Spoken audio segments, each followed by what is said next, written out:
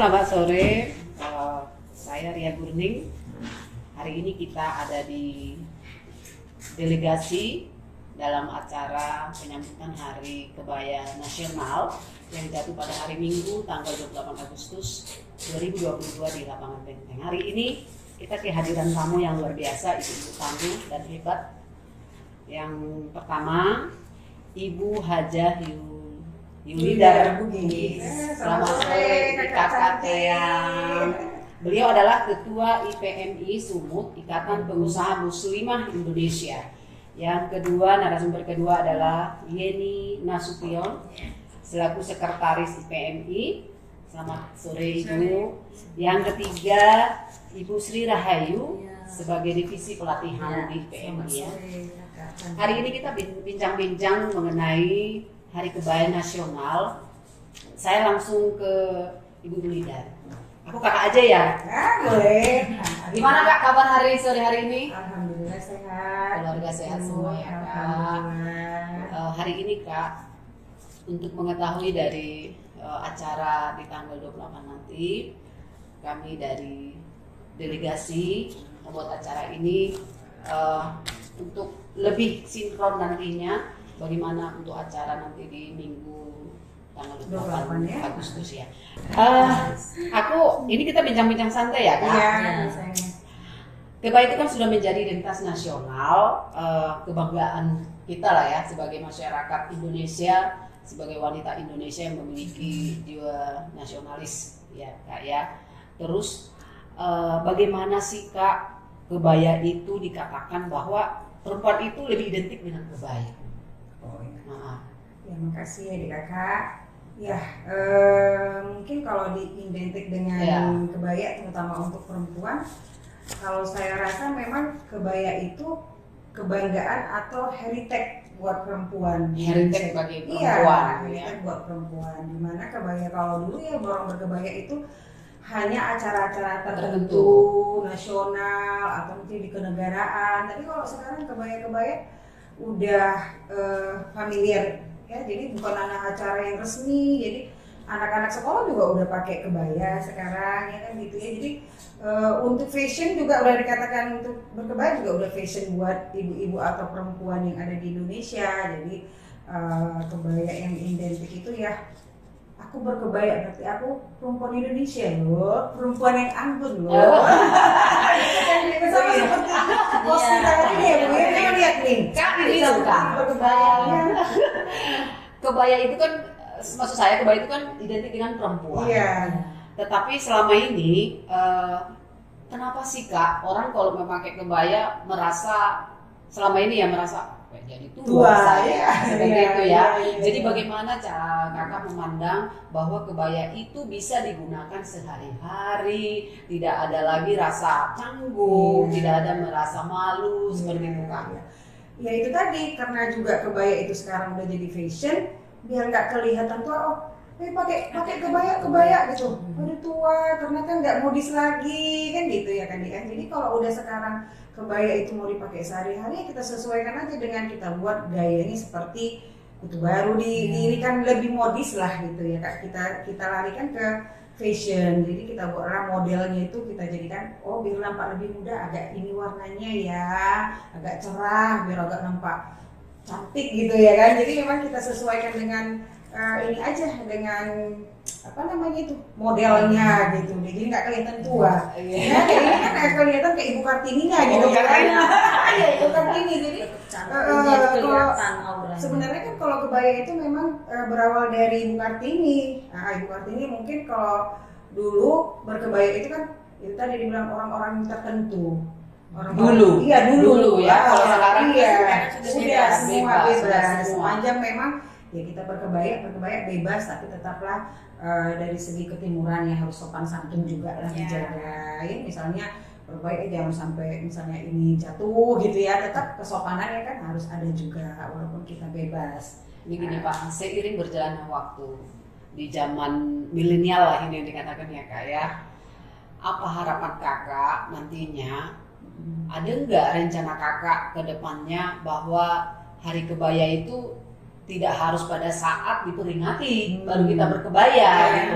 Ada nggak rencana kakak di PMI ini nantinya mungkin dibuat di hari-hari misalkan dalam 1 bulan 1 kali kita berkebaya seperti itu untuk lebih mengenal dan lebih mempromosikan kebaya-kebaya dan mengangkat UMKM yang saat ini orang kan lebih identik sekarang membuat etnik-etnik yang lebih simple, misalkan aksesoris ya. Tapi kalau untuk kebaya orang berpikir karena mungkin itu memerlukan kos yang sangat besar. Jadi apa rencana kakak atau keinginan kakak nantinya ke depan agar lebih wanita Indonesia itu lebih mengenal dan mencintai kebaya nasional yang ada di Indonesia?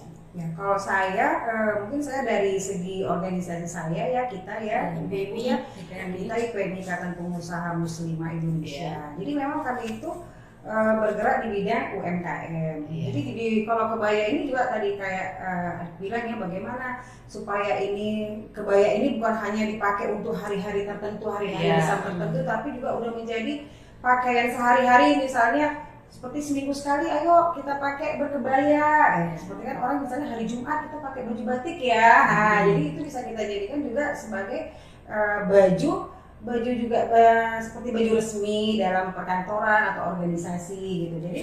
Jadi kan kami dari UMKM ini, IPMI mungkin bisa mengajak nanti para pelaku UMKM itu, khususnya para penghasil tenun gitu ya, ulos apa gitu. Karena kan sekarang karena sekarang kan batik itu kebaya itu kan bukan hanya dari baju atau bahan-bahan yang polos. Jadi semuanya itu udah etnis dari tradisi juga dari daerah masing-masing juga. Misalnya dari Toba, tapi kita buatlah modelnya model berkebaya.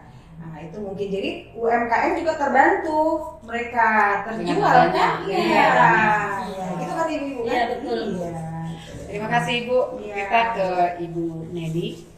Ibu Yeni Nasution sebagai sekretaris IPMI. Biasanya sekretaris IPMI. Biasanya sekretaris ini kan rodanya suatu organisasi. Bagaimana Ibu memandang kebaya itu sebagai simbol ya seorang perempuan Indonesia yang kedepannya bisa menjadi salah satu ikon terbaik lah di Indonesia. Ya, terima kasih Mbak. Kita di sini juga kebaya itu kan sekarang bukan dipakai untuk yang setiap acara aja ya. Sekarang juga bisa di acara-acara tidak acara tertentu saja. Jadi saya berharap sih kebaya ini nanti selanjutnya akan bisa menyebar luas di masyarakat yang tidak hanya dipakai di acara-acara tertentu aja. Adat ya, Jadi sekarang ini pun belakangan ini saya sudah melihat tuh ya di banyak teman-teman tuh pas ada acara-acara arisan mereka buat dress code gitu ya kan. Jadi walaupun bukan hari Kartini ya Bu. Jadi tuh secara tidak langsung kan meningkatkan kembali dia. Itu kan termasuk warisan budaya Indonesia ya, kebaya itu ya. Salah satu. Jadi saya sangat berharap juga wanita-wanita Indonesia tidak di acara-acara tertentu saja memakai kebaya. Bisa di acara-acara arisan juga bisa ya Bu ya, acara-acara. Bahkan sekarang anak-anak kecil pun sudah pakai kebaya kan. Iya, ada sekolah ya. Ada sekolah ya. Kayak kutu baru ya, sekolah ya. Tidak di acara-acara tertentu aja kan. Nah, itulah kira-kira yang bisa meningkatkan simbol dari kebaya Indonesia itu. Menurut kakak Yeni nih, saat ini kan di Sumatera Utara dulu lah ya, kita nggak usah dulu sampai seluruh Indonesia. Di Sumatera Utara itu kan glamornya model-model kebaya terkenal dengan brokatnya, terkenal dengan brokatnya itu membuat orang agak gimana gitu, agak sungkan jadinya. Jadi bagaimana tipsnya kakak, misalkan agar tidak ada kesenjangan? Terkadang kan kita berkebaya ini kan karena kita melihat ini wah banget gitu ya, kita jadi gak sungkan.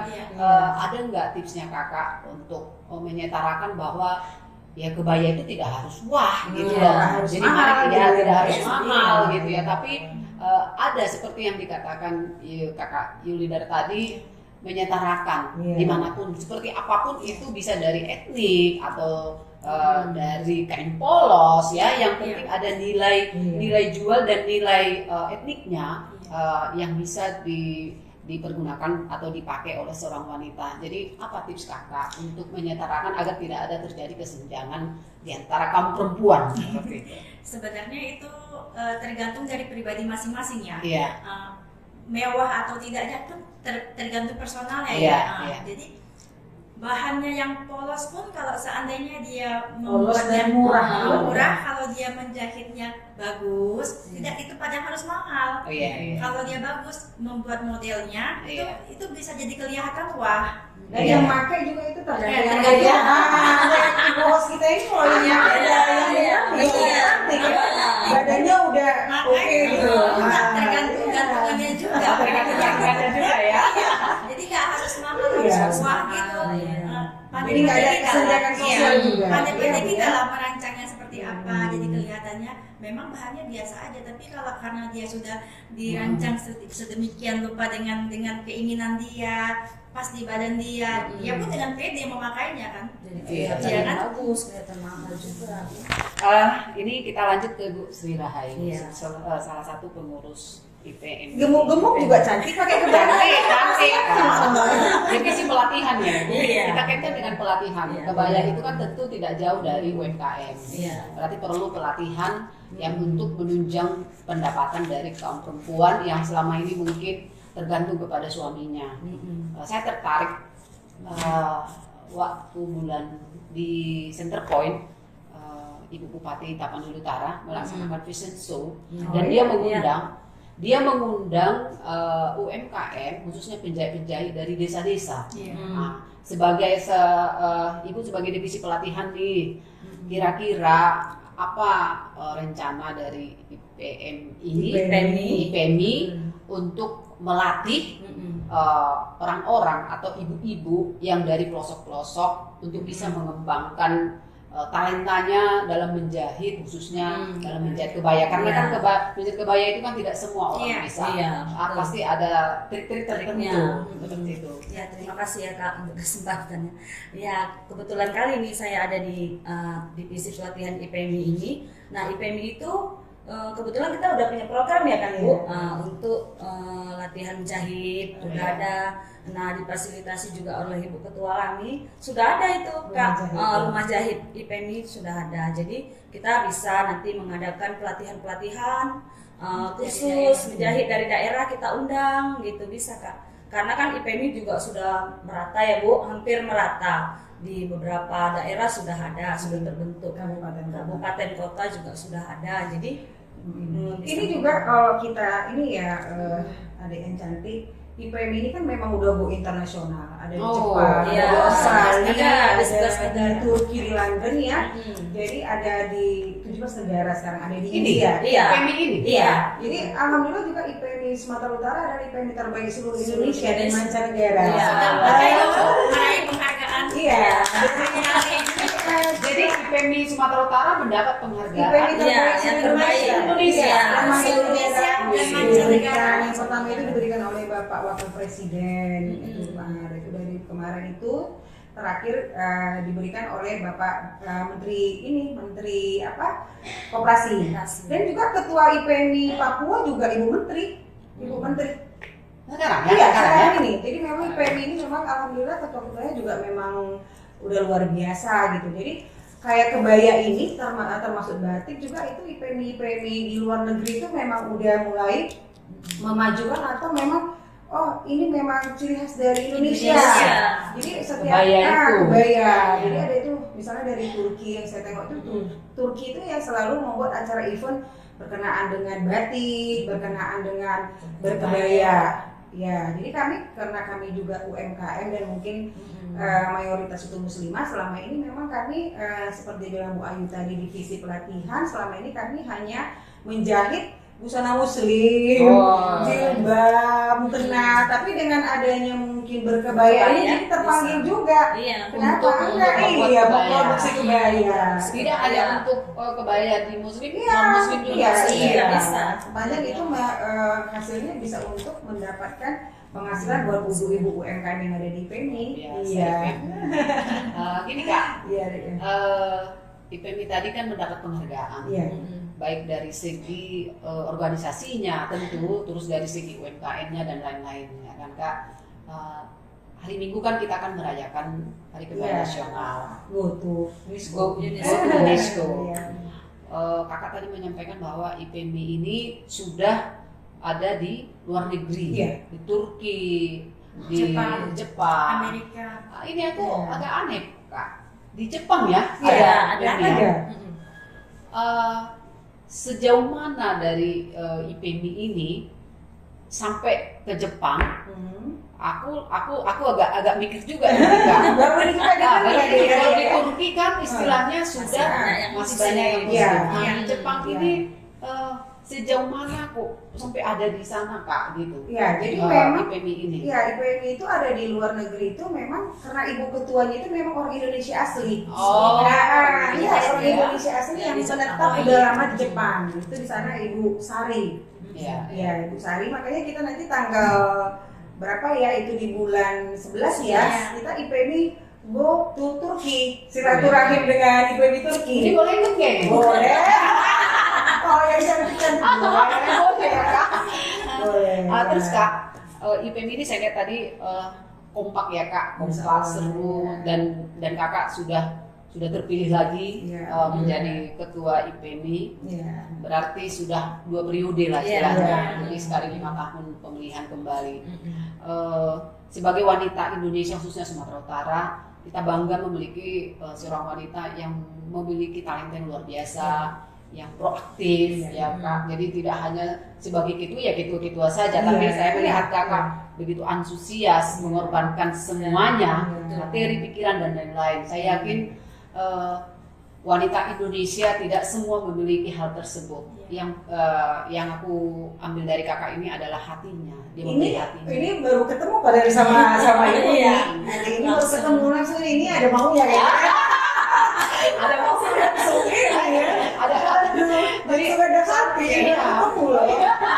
Jadi Kak, dalam rangka Hari Kebaya Nasional ini untuk kita menuju UNESCO, saya kepingin nantinya IPMI ini membentuk suatu bukan organisasi, tapi ada wadah yang menjembatani kebaya ini ya, yang mungkin Kakak tadi sampaikan yang selama ini kan muslim ya Kak ya, tapi Kakak tadi menyampaikan tidak ada salahnya kita membuat kebaya tidak terpandang dengan agama ya, kita semua jadi, sama. Jadi saya bangga Kak. Di Hari Kebaya Nasional ini apa rencana Kakak ke depan, program Kakak ke depan di PM ini, yang mana nantinya bisa kebaya dari hasil produk dari PM ini bisa menjadi go to UNESCO. Iya, ya. Insya Allah ya, Dek ya, karena gini, IPM itu tadi udah kita bilang bahwa kita itu udah punya rumah jahit. Rumah jahit. Kita udah punya berapa lama itu Kak rumah jahit? Udah 4 tahun 5 tahun ini. Jadi kita dari buka IPM kita udah punya rumah ilmu. Rumah ilmu tuh ada rumah ilmu itu ada desain grafis, ya kan, ada rumah jahitnya, ya kan, ada ibu-ibu belajar tahfiz Quran kayak misalnya ada ke orang Nasrani itu ada persekutuan gitu ya. Jadi martamean apa di situ berdoa ada semua di situ ya kan DN. Jadi selama ini tadi kita bilang kita kan lebih fokus kemarin itu baju muslim gitu kan. Mungkin dengan sekarang dengan antusias masyarakat berkebaya. Jadi kita nanti mungkin yang ada bilang gimana program ke depan, apa yang bisa dibuat setelah nanti kita ada berkebaya ini. Kami dari IPMI udah mulai terbuka mata kami. Oh, rupanya kita walaupun kita itu muslimah bukan hanya harus baju muslimah yang kita kembangkan, ya kan, juga ada seperti batik ini juga kebaya juga sepanjang itu semuanya yang kita buat itu menghasilkan materi untuk membesarkan ibu-ibu mendapatkan dana ya atau namanya income atau masukan untuk membantu suami di rumah. Ya. Jadi Kak ini yang tanggal 28 ini kan kita akan merayakan Hari Kebaya Nasional dengan menghadirkan 15.000 kalau tidak salah, tidak salah ya, Kak ya. Salah satu agenda terbaik lah ya di Sumatera Utara bisa merayakan Hari Kebaya Nasional di lapangan Benteng nanti. Apa yang menjadi tolak ukur kakak ke depannya nanti setelah diadakannya ini? Apa tolak ukur kakak dengan adanya acara tersebut untuk perempuan-perempuan khususnya di Sumatera Utara? Ya.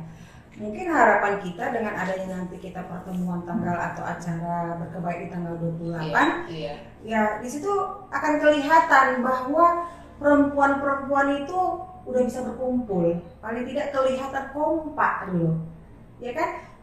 Jadi selama ini berpecah dari kabupaten ini, kabupaten yang ini sekarang udah dibuat, mungkin koordinatornya Bunda Indah. Saya sangat apresiasi sekali dengan Bunda Indah yang membuat acara ini, Mbak. Jadi perempuan-perempuan hebat dari Sumatera Utara berkumpul di sana dengan menggunakan kebaya dengan warna yang berbeda, ya kan, dengan model yang berbeda. Itu menandakan juga berbeda model kebayanya, bermodel dengan warnanya, berbeda dengan sukunya, agamanya, tapi bisa dirangkul di dalam suatu event yang besar, luar biasa.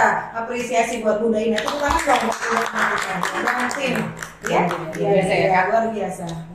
Terima kasih Kak untuk sore hari ini telah memberikan masukannya, sarannya yang luar biasa dalam rangka Hari Kebaya Nasional Go to UNESCO ya Kak. Di mana nanti kita akan melaksanakan pada hari Minggu 28 Agustus 2022.